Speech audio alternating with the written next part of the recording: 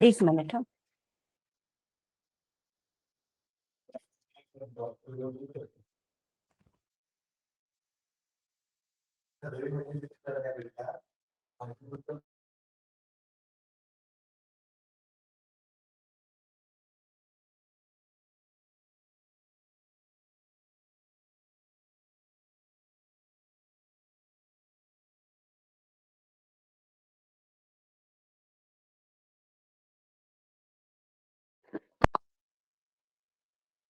मानसशास्त्राची ओळख आपण काल घेतलो परवा दिवशी, बरोबर? अ, आवाज येतोय ना माझा? हा, ठीक आहे. आता अ, आपण परवा एक गोष्ट डिस्कस केली होती. राग यावा की नाही यावा किंवा येऊ नये असं. तर कोणाला काही स्वप्न पडलं होतं परवा?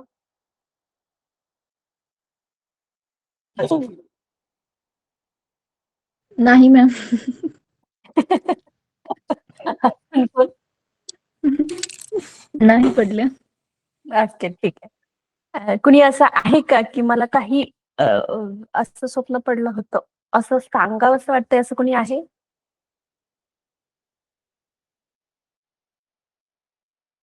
असेल तर काही गोष्टी मुद्दाम विचारते.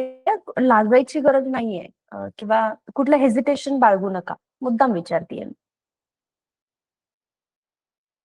असं काही स्वप्न पडलं होतं का त्या दिवशी किंवा काल किंवा आजही पडलं तर नक्की बोला. ठीक आहे. आपण पुढे कंटिन्यू करूया. त्यातनं कुणाला इच्छा असेल की बाबा झालंय आणि पडलं होतं असं, त्याच्या पाठीमागं खूप मोठं कारण आहे. म्हणून मी फक्त तुम्हाला विचारते. आणि हा, बोला. कसं बोला. हो, येतोय सर. हा. हा. अ,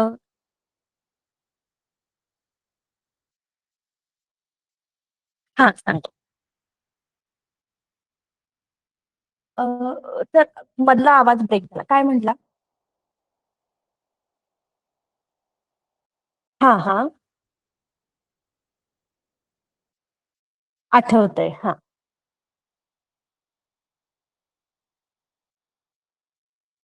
आठवली नाही.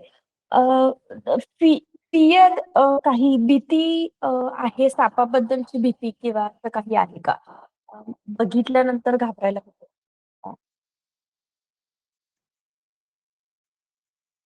हा. अच्छा, ती किती आहे भीती? म्हणजे लांबून बघितलं तर ठीक वाटतंय, जवळ जवळून बघितलं तर भीती वाटते, असं काही?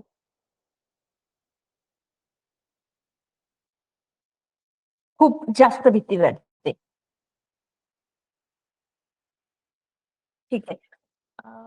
आपण पुढच्या काही सेशन मध्ये जे बोलणार आहोत ना, आपण बिहेवियर असं का करतो किंवा बिहेव असं का करतो, आपलं बिहेवियर असं का असतं, हा, तेव्हा या विषयावर मी संतोष सर तुम्हाला डिटेलमध्ये सांगेन. ठीक आहे. मी मुद्दामच विचारलं होतं की काही पडलं असेल तर सांगा म्हणून. हा, चालेल. अ, आपण आता पुढे जाऊया. अ, आपण होतो मानसशास्त्राची ओळख. आता मानसशास्त्राच्या ओळखमध्ये आपण विचार कसा करतो, का करतो, राग किंवा आनंद का होतो किंवा इमोशन्स सगळे, राग, आनंद, खूप जास्त चिंता किंवा चिंतेसोबत नंतर चिंतेची पुढची स्टेज एन्झायटी, ह्या गोष्टी आहेत. हे सगळं का होतो? आपण एखादी गोष्ट विसरतो का? किंवा ती स्मृतीत कशी साठते, कुठं साठते, हे सगळं, या सगळ्या प्रश्नांची उत्तरं या मानसशास्त्रामध्येच आपण शिकतो किंवा मानसशास्त्रामध्येच ह्या सगळ्याची उत्तरं सापडतात त्याचा अभ्यास केल्यानंतर. आता पुढे जाऊयात आपण. हे त्या दिवशी आपण डिस्कस केलंय बऱ्यापैकी. ठीक आहे. आता मानसशास्त्राचा मुख्य उद्देश बघा.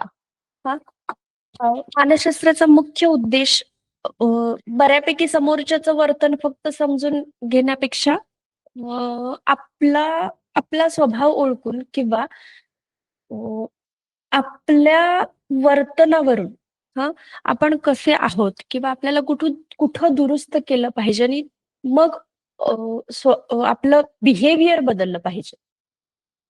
हे एक्सप्लेन करतंय ऍक्च्युली मानसशास्त्र. म्हणजे सुरुवातीला मनाचा अभ्यास होता किंवा आत्म्याचा अभ्यास होता, मग मनाचा अभ्यास झाला, मग अ, पुढे येऊन शेवटी आता जे आधुनिक मानसशास्त्र किंवा मानसशास्त्रातल्या शास्त्रीय पद्धती ज्या म्हणतो, तिथं वर्तनाचा अभ्यास केला जातो.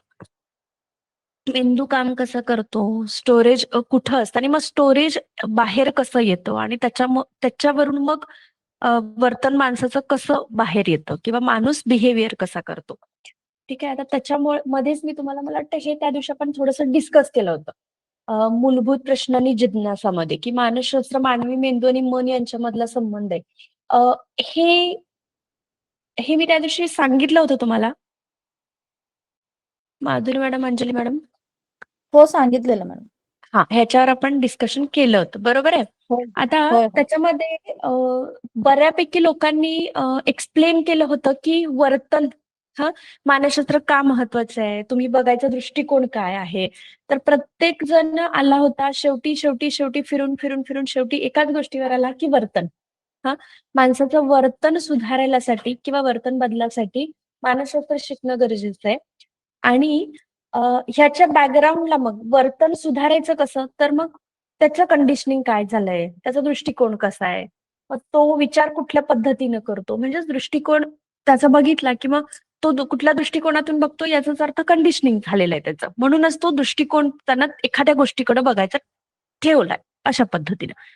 मग आता त्याच्यानंतर शेवटी होतं आपल्यात प्रेरणा कशी निर्माण होते. आता इथून पुढं इथून पुढे जसं आपण सिलेबसमध्ये जाणार आहोत तिथं ना वर्तन आणि वर्तनापाठीमागचे सगळे घटक बघणार आहोत. मग वर्तन असंच का घडतं, किंवा एखाद्याचं वर्तन बदलता येतं का, किंवा अ, आपण म्हणतो माहितीये तुम्हाला, मूळ मूळ स्वभाव असतो तो बदलत नाही, बरोबर आहे. मूळचा स्वभाव बदलत नाही.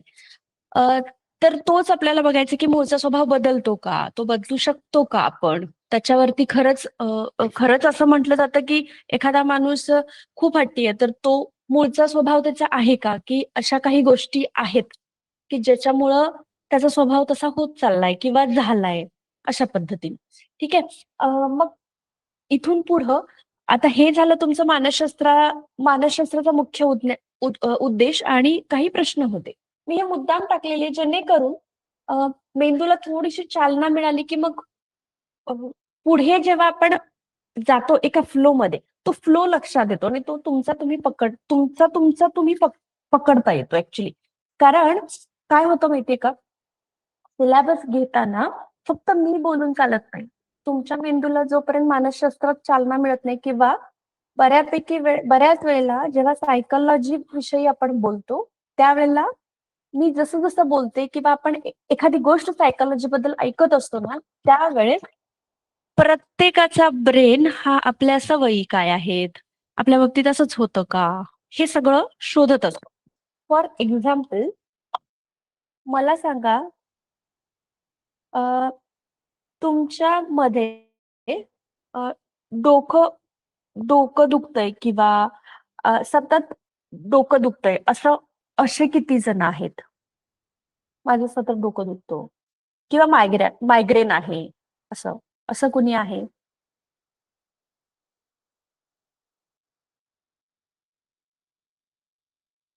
असेल तर येस म्हणून सांगा फक्त. किंवा एखाद्याचा कान दुखतो त्याचा रिझन सांगते मी. किंवा अजून मी व्हरायटी ऑफ एक्झाम्पल्स तुम्हाला हे करून देते बघा, इथं मेन्शन करते, तुमच्या लक्षात येतं का बघा ते. लोअर बॅक म्हणजे पाठ दुखणं किंवा शोल्डर्स दुखणं, किंवा मग बऱ्याच वेळेला सायनसिटिस तुम्ही ऐकलाय. हा, सततची सर्दी किंवा अ, अ, अजून हं. ह्याच्यावरच मांडीचंच फक्त वेट वाढणं, असे असे काही उदाहरण आहेत.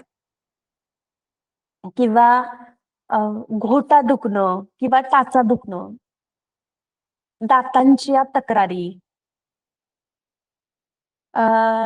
अजून डार्क सर्कल येणं किंवा चेहरा असा खूप डीप स्ट्रेसमध्ये असल्यासारखा दिसतो माहितीये, म्हणजे अं, असं कोमेजल्यासारखा दिसणं. अशा अशा गोष्टी अ, कोणाकोणाला होतात. यातली एखादी गोष्ट जरी होत असेल तरी. कंबरदुखी, पाठदुखी, अचानक शोल्डर पेन होणं.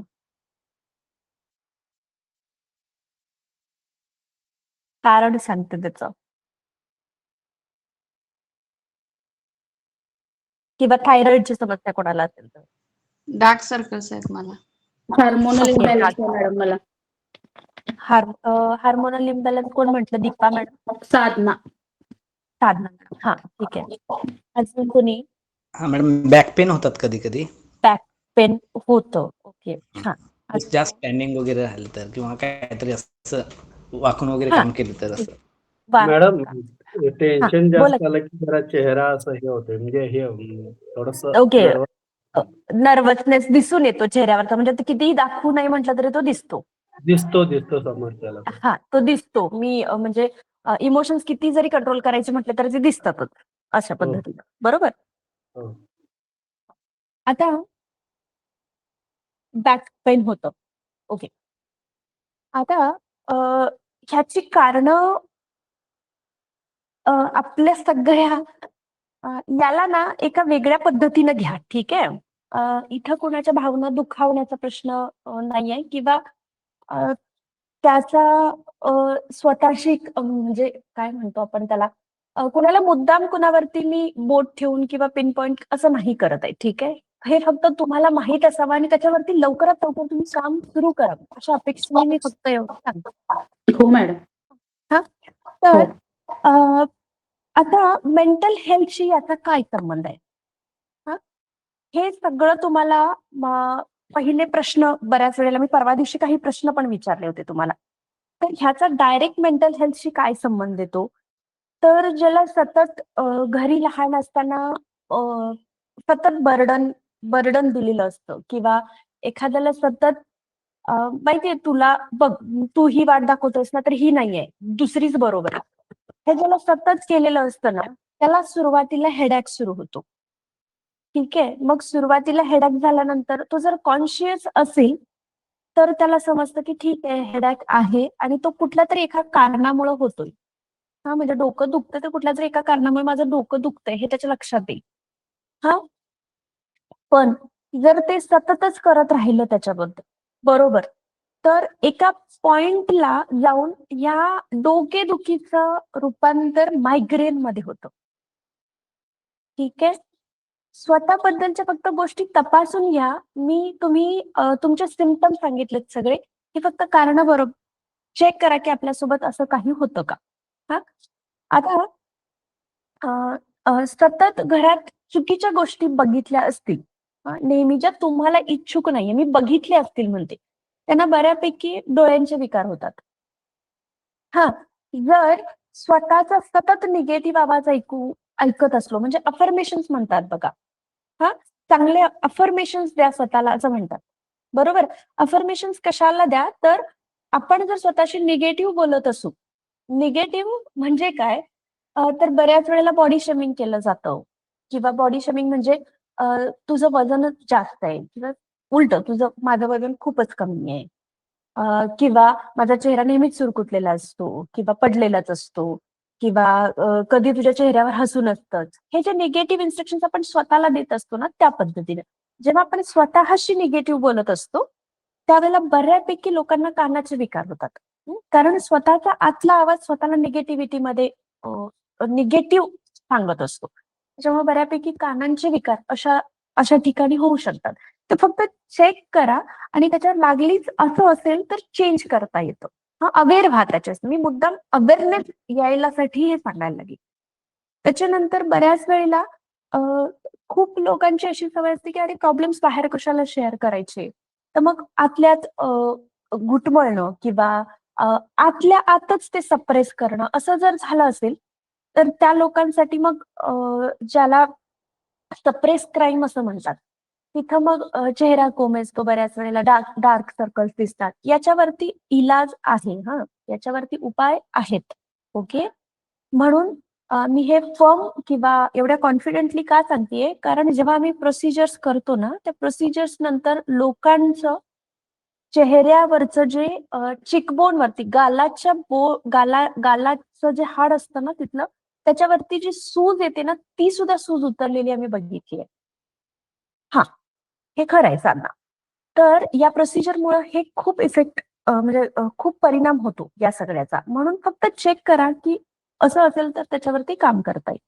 त्याच्यानंतर समजा स्वतःमध्ये खूप अँगर भरलाय आणि स्वतःसाठी आपण जर स्टँड घेत नसू, तर अशामध्ये किंवा बोलतच नसू बऱ्याच वेळेला, तर थायरॉइडच्या केसेस सापडलेल्या दिसतात. मग बरीचशी औषधं घेऊन पण तर थायरॉइड कमी नाही येत. तर हा, तर हे म्हणजे त्याच्यावरती गोळ्यांपेक्षा असे उपाय खूप कामाला येतात. अ, त्याच्यानंतर जर तुम्ही खूप बर्डन घेताय आणि म्हणजे उदाहरणार्थ जबाबदाऱ्या आहेत, पण त्या सोडताही येत नाहीत आणि पूर्ण निभावल्याही जात नाही, असं असेल तर तुमची खांद्याचे जे शोल्डर्स आहेत ना, त्या शोल्डरवरती सगळा भार येतो आणि मग शोल्डर पेन चालू होतात. ठीक आहे. त्याच्यानंतर समजा गिल्ट मनात ठेवून बसला असाल, ओके, काही लोकांना गिल्ट वाटतात काही गोष्टी, हा प्रत्येकाचा आयुष्याचा भाग आहे, त्यामुळं गिल्ट असेल कोणाच्या मनात, तर तिथं मिडल बॅक जे आहे तुमचं, त्या मिडल बॅक मध्ये म्हणजे पाठीची जी मधली बाजू आहे तिथं तिथलं दुखणं बऱ्यापैकी अशा लोकांना सतावतं. त्याच्यानंतर जर पैशाची जास्त काळजी असेल सतत, असू शकतात गोष्टी काही ठिकाणी अगदी लाखांमध्ये येऊन पण पुरे होत नाही, अशा ठिकाणी असं पण असू शकतं. मग तो प्रत्येकाला आहे, ठीक आहे. पण त्याचा हेवी लोड जर येत असेल तर लोअर बॅक वरती जास्त ताण येतो आणि त्याच्या तक्रारी येतात. त्याच्यानंतर बऱ्याच वेळेला वडिलांशी जर खूप अटॅचमेंट असेल, खूप डीप अटॅचमेंट असेल, तर थाई मसलवरचं वेट, थाईवरचं वेट वाढू शकतं, म्हणजे वजन वाढू शकतं तिथलं. ठीक आहे. त्याच्यानंतर म्हणजे एखाद्याशी खूप डिटॅचमेंट आणि खूप अटॅचमेंट, म्हणजे असं असं म्हणतो बघा आपण, मी तर अगदी शेवटच्या टप्प्यातलं उदाहरण घेते. एखादा माणूस जर गेला, आयुष्यातून गेला, तर त्याचे जे रिलेटिव्ह असतात, त्या रिलेटिव्ह पैकी एखादा माणूस त्याच्याशी इतका क्लोज असतो, म्हणजे बहीण, भाऊ, आई, वडील जे कोणी असतील ते किंवा मुलं, जे कोणी खूप जास्त अटॅच असतात अ, त्यांच्यासाठी अ, अ, खूप म्हणजे काय म्हणतो आपण, कम्प्लीट अटॅच असणं त्यांना, तर त्यांचंही थाईवरचं जे वेट आहे ते वाढतं. ठीक आहे. अ, पण अशा वेळेला अटॅचमेंट असताना जर त्यांनी सगळं दुःख बाहेर ओतलं, तर मग या गोष्टी राहत नाहीत. पण जर त्या साठवून ठेवल्या तर मात्र हे सिम्पटम्स दिसतात. आणि त्याच्यानंतर शेवटचा मी विचारला होता, की हिल्स जे आहेत, आपले हिल्स आणि अँकल म्हणजे घोटा ज्याला म्हणतो तो, त्याच्यावरती जर स्वतःचा स्वतः स्टँड घ्यायला जर बऱ्याच वेळेला काय होतं, स्वतःचा स्वतः माणूस स्टँड नाही घेऊ शकत. हा पुन्हा अपब्रिंगिंगचा प्रश्नाला कंडिशनिंग कसं झालं त्याच्यावरती डिपेंड असतं. तर अँकल आणि हिल्स वरती ताण येऊ शकतात. ठीक आहे. मी या गोष्टी मुद्दाम सांगितल्या. आता जेव्हा वर्तन बदलतोय ना, आपण बिहेवियर वरती बोलणार आहे पुढं, आपण आपला सगळा टॉपिक आता इथून पुढचा त्याच्यावरती आहे. मी मुद्दाम हे सांगितलं तुम्हाला, मला एक्सप्लेन करायचं होतं ते. तर आपण पुढं जे वर्तन बोलणार आहोत ना, तिथे सगळ्या ठिकाणी हे तुम्हाला दिसेल, की अरे असं असं या गोष्टीमुळे हे होतं का? असे प्रश्न सोडवतच तुम्ही पुढे जा. ठीक आहे. आता अजून एक सगळ्यात महत्वाची गोष्ट बघा. आता हे कोणा कोणाकोणाशी कसं रिलेट करू शकताय बघा. दात आपले आहेत ना दात, त्या दातांची ठेवण जी आहे ती अ, ते दात बऱ्याच वेळेला असं होतं की सिमेंट भरून पण त्याच्यात काही म्हणजे ते कमी होत नाहीत, किंवा सिमेंट भरल्यानंतर किंवा बऱ्याच वेळेला काय म्हणतो आपण, बऱ्याचशा दातांसंबंधीच्या गोष्टी करून पण दात दुखणं किंवा दातांच्या परत परत तक्रारी उद्भवणं, ही जी गोष्ट आहे ना, ही आपली अ, पूर्वज जे आहेत ना त्यांच्याशी निगडीत येते. म्हणजे आपले पूर्वज किती अ, म्हणजे तो एक नोड असतो, कार्मिक नोड असतो, तो किती स्ट्रॉंग आहे हे दाखवतो. आपले जर दात खूप जास्त प्रमाणात किडत असतील किंवा हे होत असतील म्हणजे म्हणजे काही त्याचे उपाय करून पण त्याला जर त्यातून सुटत नसेल तर ठीक आहे, हे लक्षात ठेवा. त्याच्यानंतर मग आपण पुढे डिस्कस करू. ठीक आहे, खूप इम्पॉर्टंट आहेत ह्या गोष्टी. तुम्हाला हळूहळू त्याच्यावरती काम करता येईल, म्हणजे स्वतःवरती काम करता येईल. त्याच्यानंतर बघा आपल्याला पुढे बघायचंय. हा आता मी आता सांगितल्याप्रमाणे एक मिनिट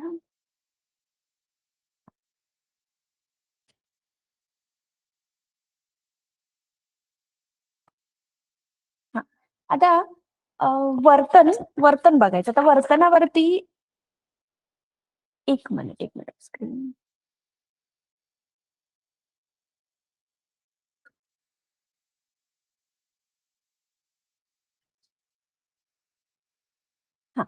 अजून एक 2 पॉइंट आहेत बघा इथं. बरोबर. आता आपल्या वर्तनावरती परिणाम करणारे 2 घटक आहेत. मी मगाशी तुम्हाला एक्सप्लेन केले ते ऍक्च्युली अनुवंशिक घटक जे आपल्याला जन्मतः पालकांकडून मिळतात आणि सभोवतालची परिस्थिती. मी मागच्या वेळेस पहिल्या लेक्चरला एक्सप्लेन करून सांगितलं होतं बऱ्यापैकी. आता मला या 2 गोष्टींबद्दल तुम्हाला कितपत माहित आहे किंवा तुम्ही कसं कनेक्ट करू शकताय जर असं मला सांगा. वर्तनावरती वर्तन म्हणजेच आपलं बिहेवियर. तर बिहेवियर वरती जो परिणाम होतो तो त्यातले अनुवंशिक घटक काय आहेत? असं तुम्हाला कुठलं आपलं बिहेवियर वाटतंय ज्याच्यावरून ज्याचा डायरेक्ट संबंध आपला अनुवंशिक असू शकतो? चालणे. हा, बरोबर. अजून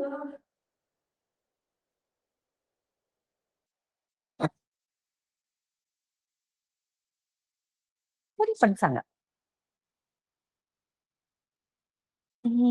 हा, ठीक आहे. बरोबर.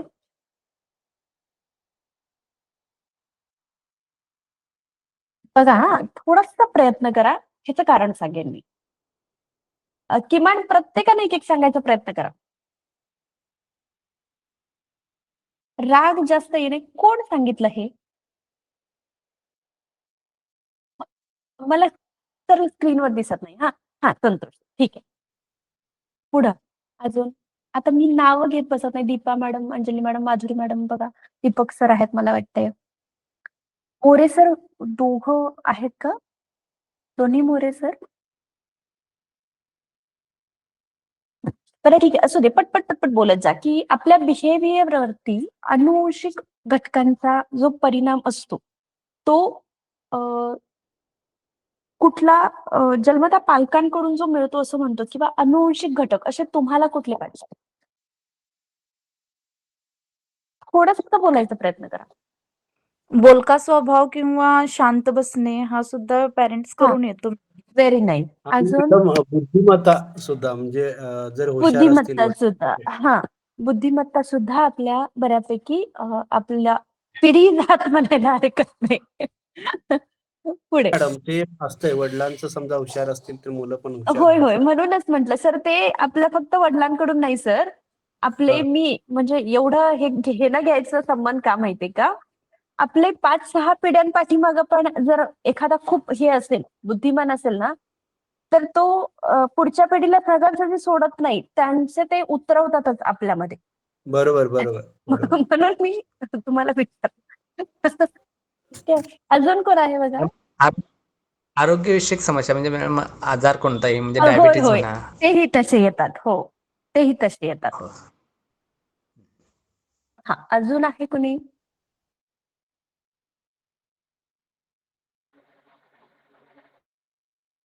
शरीर एक्झॅक्ट. Very nice. म्हणजे ठेवण म्हणताय तुम्ही, बरोबर? नाक असेल किंवा बरोबर.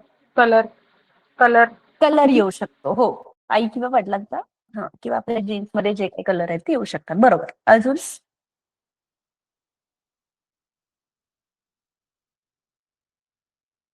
आजारपण तसेच येतात पुढे. हो, अपंगत्व. अपंगत्व तसंच येतं. बरोबर. हं. आता मी हे विचारलं आणि बरीचशी उत्तरं मला आली. त्याचं कारण सांगते. हां. जेव्हा आपण अनुवंशिक घटक म्हणून बघायला जातो ना, त्यावेळेला आपण पहिल्यांदा स्वतःकडे बघतो. माझ्याकडे काय आलंय? राइट?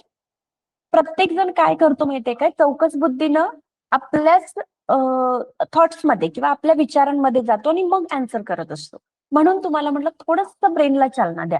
आणि जेव्हा मानसशास्त्रामध्ये किंवा सायकॉलॉजीमध्ये एक गोष्ट नेहमी लक्षात ठेवा. सायकॉलॉजी शिकताना तुम्ही जागरूक झाला की तुमचा प्रश्न सुटला. ज्यावेळेला तुम्ही अवेअर होताय ना, की माझ्याकडे हे आहे, त्यावेळेला तुमचा प्रश्न सुटला. हे लक्षात ठेवा. म्हणून मी तुम्हाला विचारलं, की अनुवंशिक कुठले कुठले घटक येतात? मग ते दुरुस्त करायला पुढे जाता येतं. तुम्हाला जेन-झी माहिती आहे? कोणाकोणाला माहिती आहे जेन-झी? आत्ताची अंजली मॅडम एक झाला. अजून कोण? अंजली मॅडम जरासं जेन-झी एक्सप्लेन करा.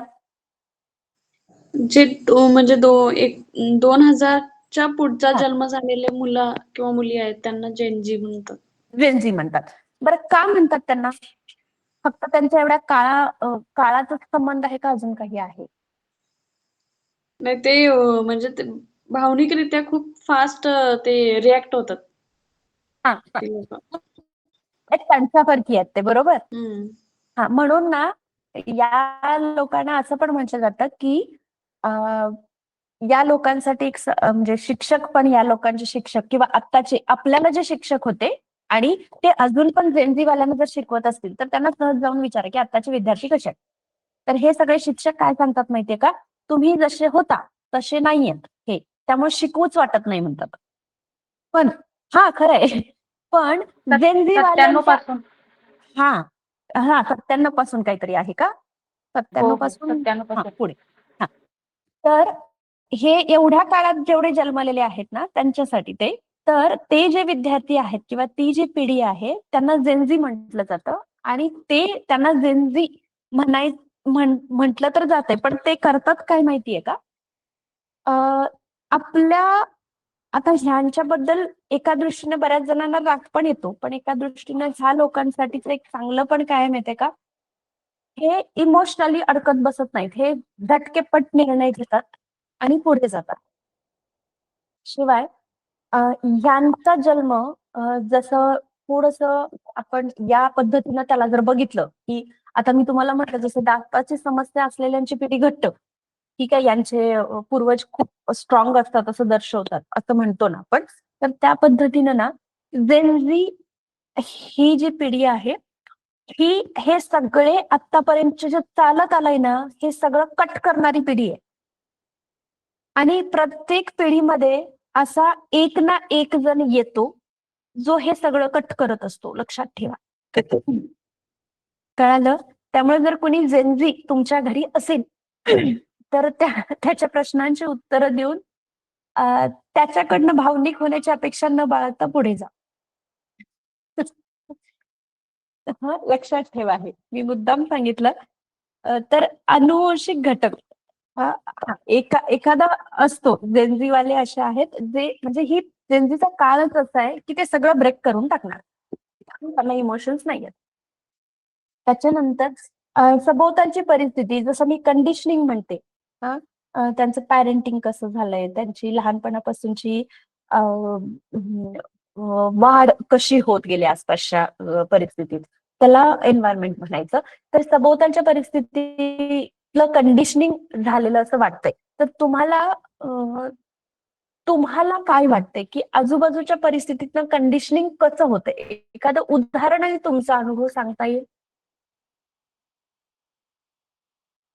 की मी म्हणजे उदाहरण मी काल सांगितलं होतं बघा, की दृष्टिकोन कसा ठरतो. तसं तुम्ही आजूबाजूच्या समाजातनं काय उचललंय?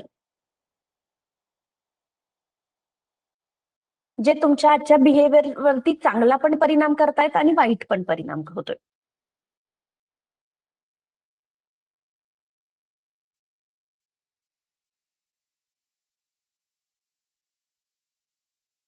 समाजाकडनं तुम्ही काय उचललं किंवा घरातल्या पालकांच्याकडनं तुम्ही असं काय उचललंय की ज्याच्यामुळं मला खूप म्हणजे मी खूप सेन्सिटिव्ह आहे, मला खूप राग येतो, मला अति काळजी वाटते, मी खूपच जास्त चिंता करतो किंवा समाजात कसं वावरायचं हे मी माझ्या भावाकडून किंवा बहिणीकडून शिकलो. अशी काही उदाहरणं आहेत का? असतील तर सांगा.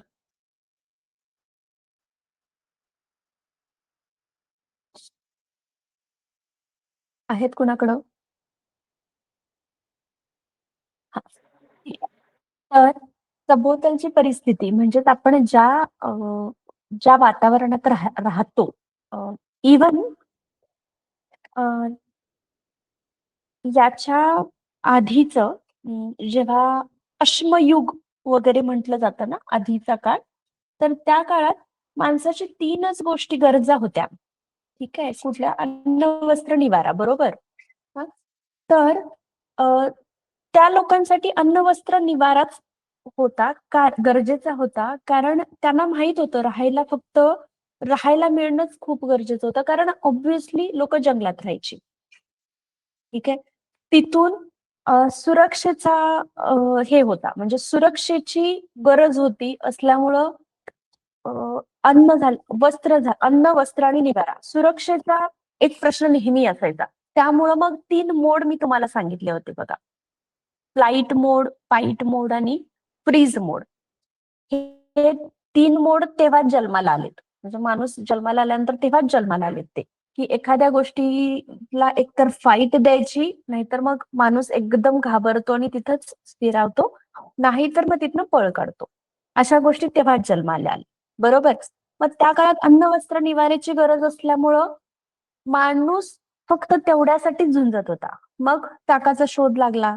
मग काळ पुढं जसा सरकला, तसं माणसाच्या गरजा वाढायला लागल्या. म्हणून मग 4थी नीड आली शिक्षण. पुढं जाऊन शिक्षण ही एक नीड झाली. आणि मग शिक्षण नीड झाली कारण असे काही सिच्युएशन्स आले असणार आहेत माणसाला, ज्याच्यामुळे शिक्षण ही नीड झाली पुढे. ठीक आहे? मग याचाच अर्थ काय? माणूस हळू डेव्हलप होत गेला. म्हणजेच जसं त्याला परिस्थितीनं आणि समाजानं शिकवलं, तसा तो डेव्हलप होत जातो किंवा पुढे आलेल्या ह्याला परिस्थितीचा सामना करत पुढे सरकत आला.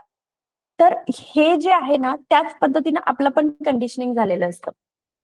उदाहरणार्थ कोणाकोणाला सांगितलं गेलंय, की बघा हां, मी मुद्दाम विचारायला लागले. आता मला सांगा, पैसा मिळवणं हां, पैसा असणं किंवा खूप जास्त पैसा आल्यानंतर अडचणी येतात. याच्यावरती कुणाकुणाचं काय मत आहे किंवा कोण ठाम आहे?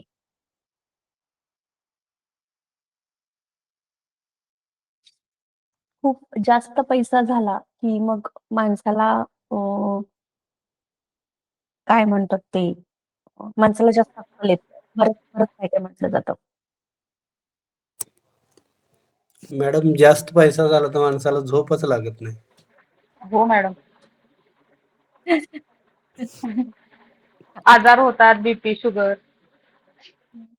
आजार होतात. ठीक आहे. अजून काय आहे? अच्छा, हे संतोष सर बोलले का आत्ताचं?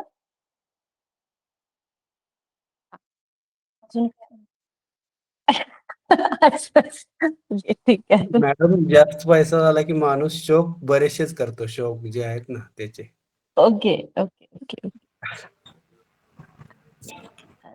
अजून कोणी आहे? साधना मॅडम किंवा अजून? अपरिग्रह जास्त करतो मॅडम. ओके. परिग्रह जास्त करत ठीक आहे. योगाच्या भाषेत चांगलाय. पण तो हां, ठीक आहे. बरं तो चांगला आहे का नाहीये हो माधुरी मॅडम? अपरिग्रह चांगला आहे का नाही? नाहीये मॅडम, गरजेपुरतं नाही. वापरणं हेच योग्य आहे. अ, ठीक आहे. गरजा समजा वाढतात. पैसा असेल तर गरजा वाढतात. मग सुखसोयीकडे माणूस जातो, सुखसोयीकडे गेला की तो निवांत होतो आणि मग त्याच्यानंतर आजाराने त्यांना घेरलं जातं. हां, ऍक्टिव्ह राहत नाही. भरपूर गोष्टी होतात मॅडम अपरिग्रहानं. बरं ठीक आहे. हां. आता मला सांगा आपल्यातले काही लोक असे आहेत ज्यांना अजून कोण राहिलंय? मारुती सर आहेत का तिकडे? Sadhana madam, Deepa madam, Anjali madam, याच्यावरती काय मत आहे? मला असं वाटतं की म्हणजे कष्टातून जे पैसे येतात भले ते जास्त येऊ दे नंतर, पण हा? जो पाया भक्कम असेल ना तर मग जास्त पैसे आले तरी फरक नाही पडत. मात्र अचानक ज्यावेळी धनप्राप्ती वगैरे होते ना त्यावेळी मग स्वभाव बदलले जातात लोकांचे. असं होतं. ठीक आहे. कधी तुम्ही बघितला कोणाकडे अचानक धनलाभ झाला आणि म्हणून? जास्त ट्रिप करतात. जास्त पैसे आले की महाडिक पॅटर्न.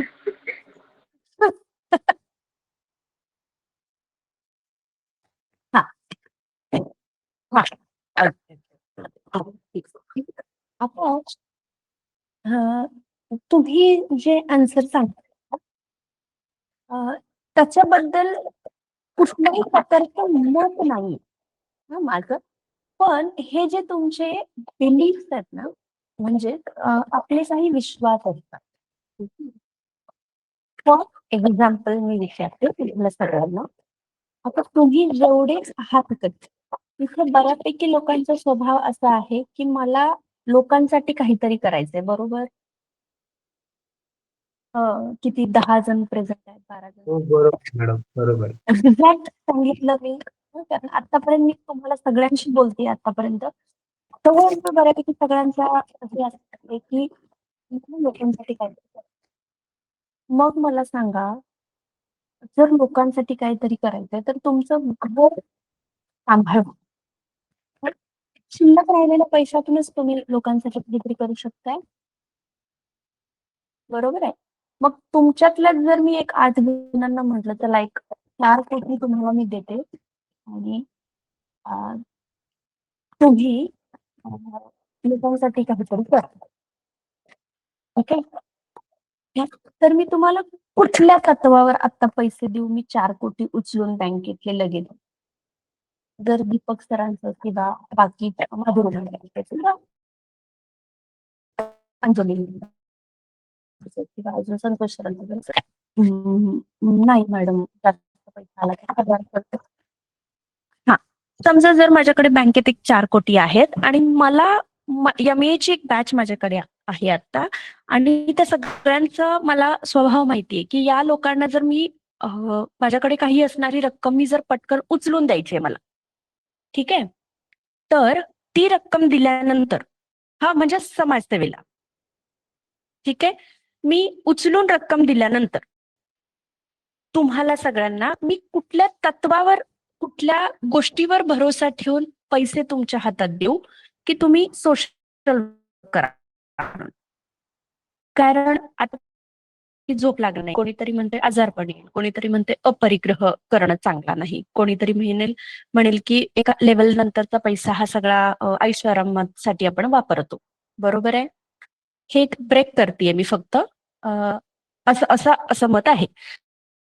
तर मी माझ्याकडचे 4 कोटी तुम्हाला उचलून द्यावे. आता तुम्ही याच्यावरती मला काय सांगाल?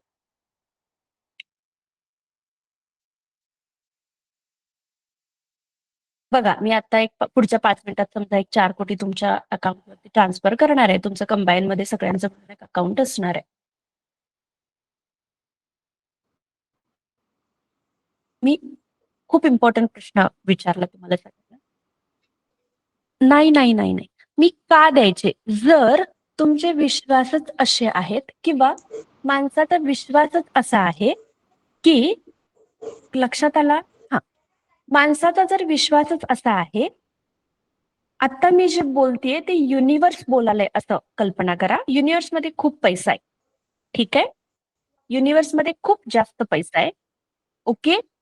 आणि युनिव्हर्स म्हणून मी बोलतेय आणि मला तुमच्याकडे एक 4 कोटी ट्रान्सफर करायचे आत्ता लगेच, ठीक आहे?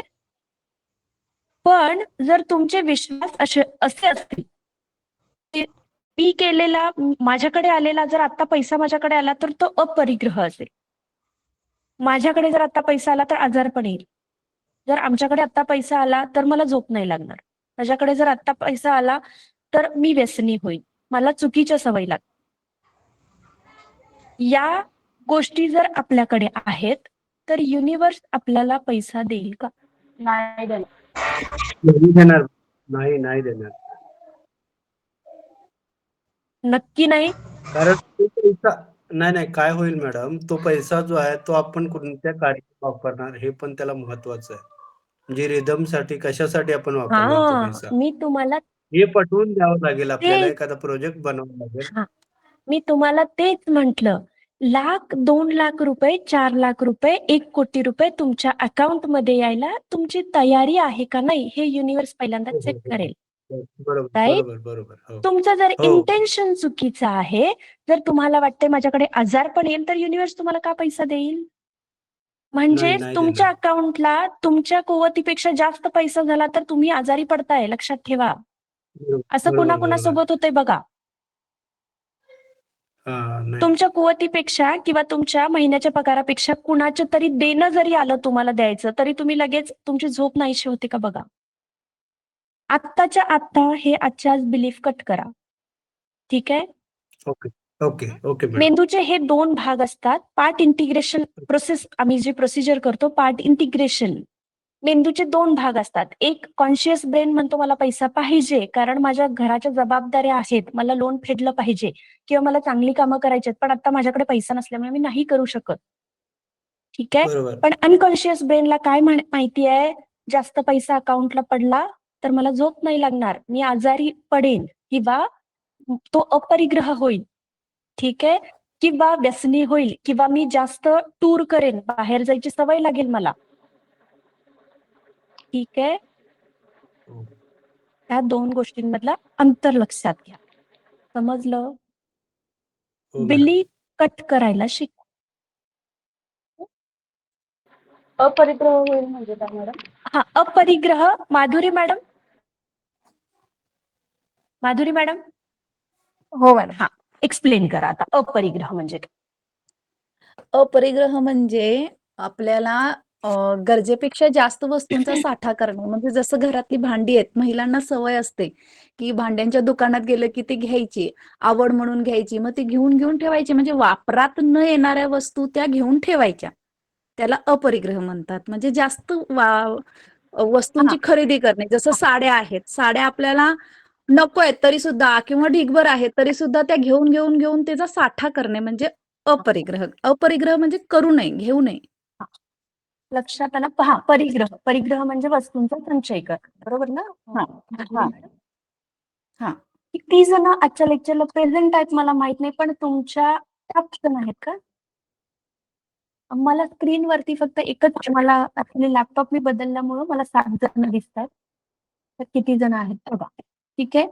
हे पहिलं बिलीफ तुमचं कट करा. ठीक आहे? अच्छा, हा खूप इम्पॉर्टंट गोष्ट आहे. युनिव्हर्स मध्ये पैसा खूप पडलेला आहे. तो कारण तुमच्यासारखे जर लोक मागं पडले तर मग तो नको त्यांच्या हातात जातोच. बरोबर?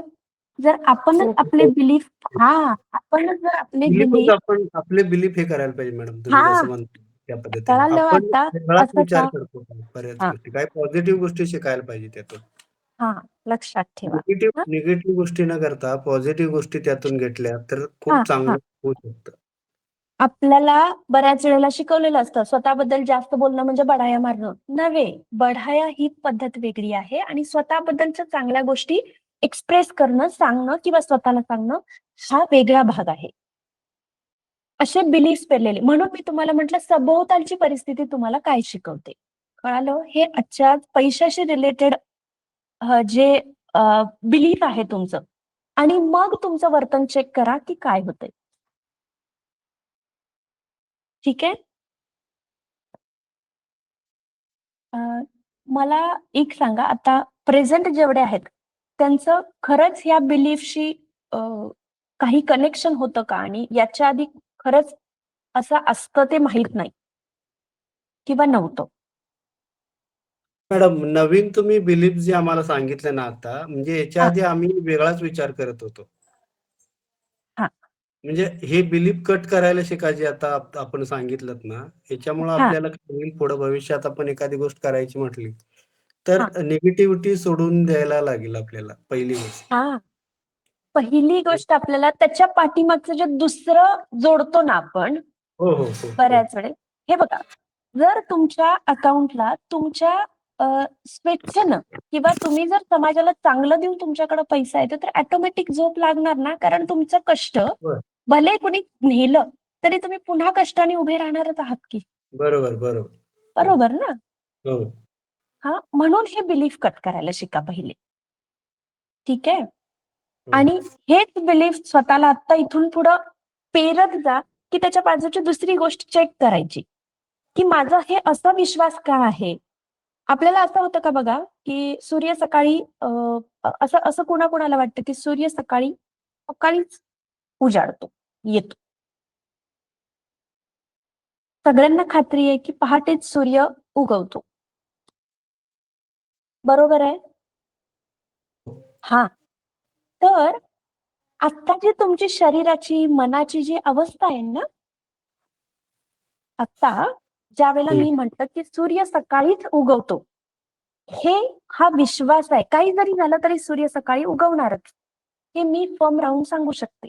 तसं आणि मी फर्म असताना माझी स्टेबिलिटी किंवा माझा विश्वास इतका आहे की मला कुणीही धक्का लावू शकत नाही आणि मी काही जरी झालं तरी त्याला मारून झोडून का असेना पण शिकवणार की सूर्य सकाळीच उगवतो. एवढा कॉन्फिडन्स आपल्यात येतो सूर्य सकाळी उगवतो म्हणून सांगताना.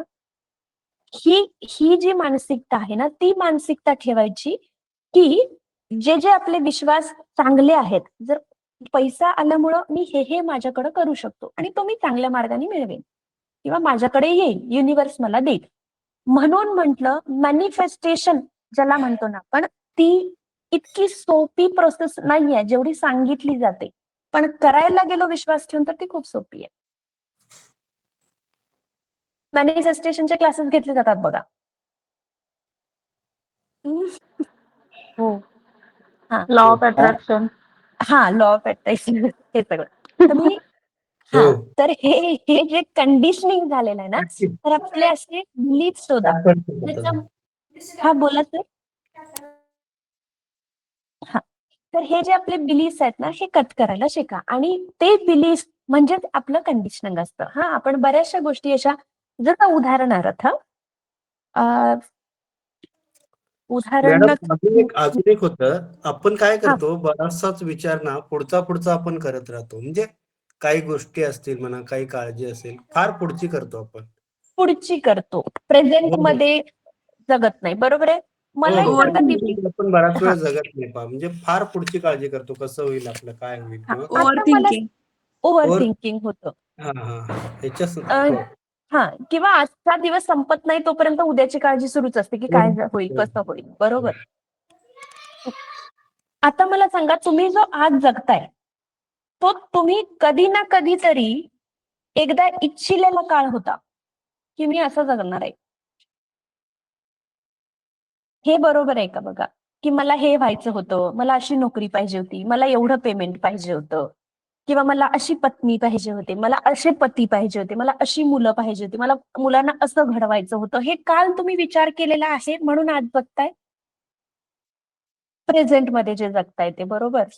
हो. हा, तर आत्ता होतंय का माहितीये का? आत्ता तुम्ही प्रेझेंट मध्ये जगत नाही, त्यामुळे उद्याची काळजी लागली आणि ते प्रेझेंट मध्ये जगायसाठी तुम्हाला फक्त रिस्पॉन्सिबिलिटी घ्यायची. कसली? स्वतःच्या निर्णयांची.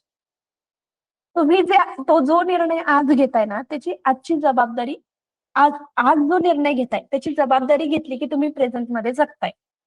याच्यासाठी दीपक सर, हा प्रश्न बरेच जणांना सतावतोय. हो, हो. याच्यासाठी आपण काही प्लॅन करतोय. आपण लेक्चर नंतर सगळे एकदा असंच कॉलवरती येऊन ह्याच्याबद्दल आपण डिस्कस करू, जेणेकरून आपल्याला इम्प्लिमेंटेशन करता येतं का बघूया त्याच्यावरती.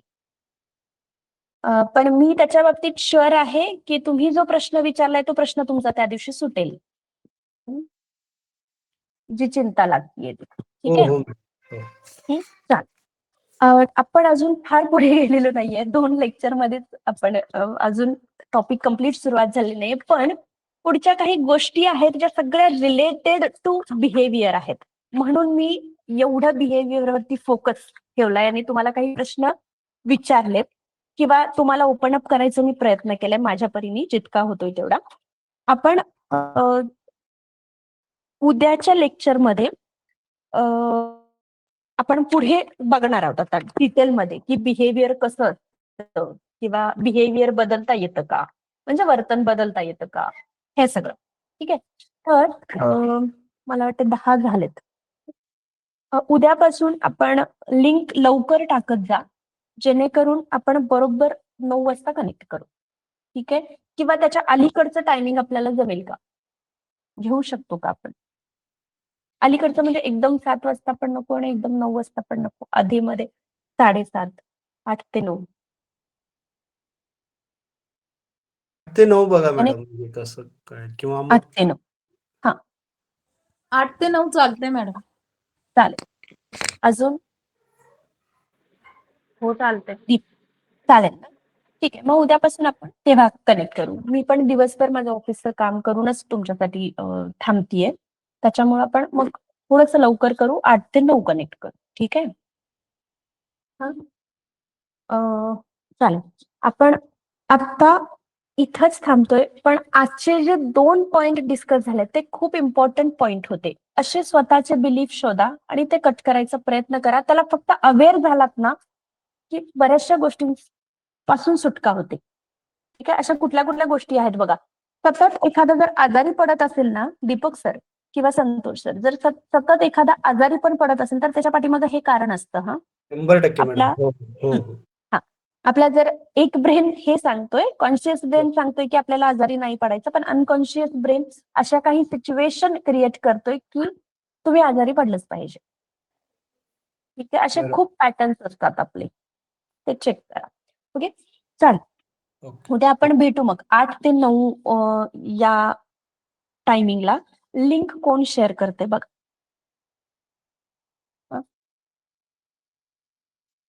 मी करते मॅडम. दीपा मॅडम, मी करते. साधना मॅडम, ओके, अंजू, ओके, चालेल चालेल, ठीक आहे. हो. हो मॅडम. आपण उद्या 8 ते 9 ला पुन्हा कनेक्ट करू. ठीक आहे. ते चालेल. 9 आहे का? आणि काय म्हटला? 8 ते 9 क्लास असेल की 9 ते 10? 8 ते 9 घेऊयात ना. चालेल. हा ठीक आहे. चालेल. 8 ते 9 कनेक्ट करू. ठीक आहे. हो. चला. हरिओम.